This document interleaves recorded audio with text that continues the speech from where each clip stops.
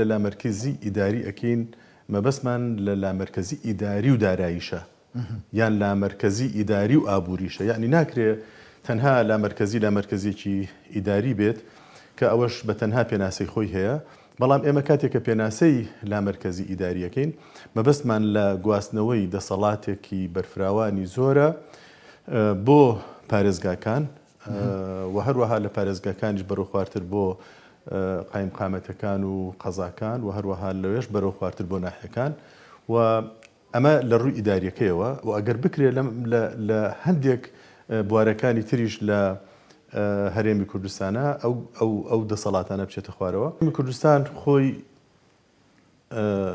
لە بەرنامەی کارەکانی و لە ئەجندای کارەکانیدا ئاماژەی بە لامەرکزی ئیداری داوە. یعنی ئێمە شتێکی تازەمان نهێناوە و شتێکی بیدعایەکمان نهێناوە خەڵکێکە بێ پیر رازی نەبێ. ئەگەر حکومەتی هەرێمی کوردستان پەشیمانە بێتەوە لە بەرنامەی خۆی ئیعلانەکە کە ڕازگۆنێ لەگەڵ خەڵکە و ئەوەی کەوتوێتی وانی و ئیمانی پێینی ئەو مۆزوعێکی ترە و بابێن ئیعلانی کرد. نیشتمانی کوردستان خۆمان بە خاوەنی حکومەتی هەرێمی کوردستان نەزانین. ئەو حکومەتی هەرێمی کوردستانە لە هەولێر بێ، لە زاخۆ بێ، لە کەرکووک بێ، لە هەر شوێنێک بێ، پێش هەر حیزبێکی تر، پێش هەر لایەنێکی تر وەگەیەتی نیشتمانی کوردستان خۆمان بە خاوەنی حکومەتی هەرێمی کوردستان نەزانین.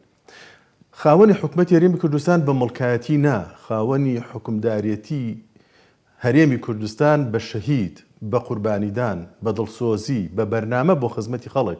نیشتمانی کوردستان لە خۆی دڵنیایە کە ئەتوانێت حکومدارێتیەکی خزمەتکاری خەڵک بکات، نەوەکو بەو شێوازەی کە لەوانەیە ئێستا خەڵکێکی تر هەبێ بەرامبەر بە یەکێتی نیشتمانی کوردستان ڕاوەستا بێتنەوە پیان وایە کە یەکێتی نیشتمانی کوردستان هەرێمێکی جیاواز دروست دەکات، مەبەستی جۆرێک لە تەفەڕوتکردن و تاکڕەوێتیکردن لە حکومدارەتیدا.